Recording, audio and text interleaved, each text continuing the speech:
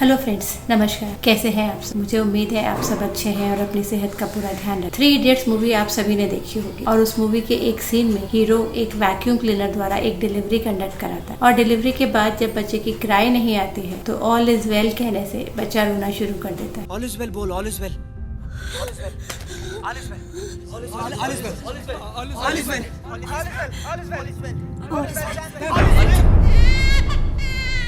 लेकिन आमतौर पर रियल लाइफ में ऐसा नहीं होता है। कई बार बच्चे की क्राई आना मुश्किल होता है। कई बार बच्चे के लिहाज से डिलीवरी के आउटकम्स बहुत ज़्यादा अच्छे नहीं होते हैं। तो आइए जानते हैं ऐसी कौन सी कंडीशंस हैं जिसमें डिलीवरी के बाद बच्चे के आउटकम्स खराब होने के चांसेस होते हैं। उन कंडीशंस को पहले से पता करके और ज़्यादा सावधानी रखकर उस परेशानी से काफ़ी हद तक बचा जा सकता है। तो आइए शुरू कर। सबसे पहली कंडीशन होती है प्री टर्म डिलीवरी। आमतौर पर 8 से 10 डिलीवरीज जो होती हैं वो समय से पहले हो जाती हैं। नॉर्मली प्रेगनेंसी का जो फुल ड्यूरेशन होता है वो 37 हफ्ते का माना जाता है, जो कि महीनों में देखें तो 8.5 महीने का समय होता है। अगर डिलीवरी किसी वजह से 8 महीने से कम के समय में हो रही है तो कई बार गर्भ शिशु का विकास पूरी तरीके से न होने की वजह से बच्चे के लिए थोड़ा नुकसान हो सकता है। बच्चा कम वजन का हो सकता है, बच्चे की क्राई आने में दिक्कत हो सकती है और बच्चे को NICU में एडमिशन की आवश्यकता पड़ सकती है। तो अगर कभी भी महिला को ऐसा लग रहा है कि 7.5 या 8 महीने के आसपास दर्द शुरू हो रहे हैं जो कि 2-3-4 घंटों में बंद नहीं हो रहे हैं, दर्द के साथ कुछ डिस्चार्ज भी एसोसिएटेड है, तो ऐसी कंडीशन में जरूर उन्हें अपने डॉक्टर के पास जाकर दिखाना चाहिए। अगर आप समय रहते अपने डॉक्टर के पास पहुंच जाते हैं तो बहुत बार इन दर्दों को रोका जा सकता है और गर्भावस्था का समय बढ़ाकर बच्चे के लिए अच्छे आउटकम्स को सुनिश्चित किया जा सकता है। दूसरी कंडीशन होती है इंट्रायूट्राइन ग्रोथ रिटार्डेशन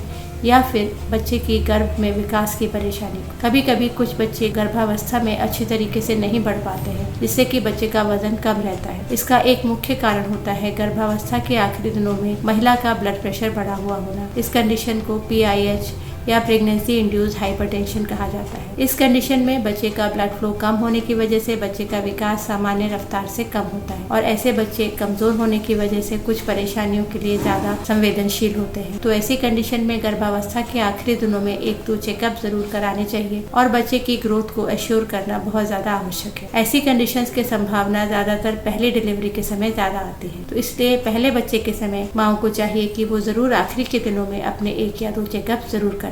तीसरी कंडीशन जो होती है जहाँ पर कि गर्भावस्था में शिशु को परेशानी आने के चांसेस होते हैं, वो शिशु होते हैं जिनकी मदर्स RH नेगेटिव हो। अगर महिला का ब्लड ग्रुप RH नेगेटिव है और उनके हस्बैंड का ब्लड ग्रुप RH पॉजिटिव है तो 50 से लेके 100% तक ये चांसेस होते हैं कि गर्भ शिशु का ब्लड ग्रुप पॉजिटिव हो सकता है। और अगर यह कंडीशन दूसरी या उससे ज्यादा ऑर्डर की प्रेगनेंसी में आ रही है तो कई बार बच्चे को नुकसान होने के चांसेस होते हैं। तो अगर महिला का ब्लड ग्रुप RH नेगेटिव है तो जरूर उन्हें आखिरी के दिनों में अपने डॉक्टर से सलाह करनी चाहिए। हो सके तो एक अल्ट्रासाउंड कराकर बच्चे की ग्रोथ और अन्य दशाओं का पता लगाकर बच्चे के बारे में विशेष जागरूक रहने की आवश्यकता है। चौथी कंडीशन है प्रेगनेंसी इंड्यूस्ड हाइपरटेंशन या गर्भावस्था में ब्लड प्रेशर का बढ़ा हुआ होना। अगर गर्भावस्था के आखिरी दिनों में ब्लड प्रेशर बढ़ा हुआ है तो जैसा कि मैंने बताया बच्चे की ग्रोथ कम होने के चांसेस होते हैं। उसके अलावा ब्लड प्रेशर बढ़ा होने की दशा में माँ के लिए भी दिक्कतें होने की संभावना होती है। ज्यादा देर तक हाई ब्लड प्रेशर रहने से माँ के गुर्दों पर, हार्ट पर, ब्रेन पर, लिवर पर बुरा असर पड़ने के चांसेस होते हैं और कई बार अगर यह ब्लड प्रेशर बहुत ज्यादा भरा हुआ है तो इसमें दौरे आने की भी शिकायत होती है जिसको कि एक्लेम्शिया कहा जाता है। तो ऐसी कंडीशन में माओ को बहुत ज्यादा जागरूक रहने की आवश्यकता है और हर बार की तरह गर्भावस्था के आखिरी दिनों में चेकअप होना बहुत ज्यादा जरूरी होता है। इसके अलावा जो अन्य कंडीशंस होती हैं उसमें अगर किसी वजह से बच्चा उल्टा है, जिसे कि हम अपनी मेडिकल लैंग्वेज में ब्रीच पोजीशन कहते हैं। आमतौर पर जो डिलीवरी के समय बच्चे की पोजीशन होती है उसमें बच्चे का सर नीचे होता है जिसे कि सीधा बच्चा या सिफेलिक प्रेजेंटेशन कहा जाता है। अगर किसी वजह से बच्चे का जो कमर का हिस्सा है या पैरों का हिस्सा है वो नीचे की तरफ है तो उसे ब्रीच डिलीवरी कहा जाता है। ब्रीच डिलीवरी में नॉर्मल डिलीवरी के दौरान अगर बच्चे का वजन अच्छा है तो कई बार दिक्कत आने के चांसेस रहते हैं। इसलिए 8 या 8.5 महीने के चेकअप द्वारा ये पता लगाना भी बहुत आवश्यक है कि बच्चे की पोजीशन कैसी है। तो इन सब बातों का ध्यान रखकर गर्भावस्था के आखिरी दिनों में अपना एक चेकअप जरूर डॉक्टर के द्वारा कराएं और यह सुनिश्चित करें कि बच्चा ठीक है, बच्चे का वजन ठीक है,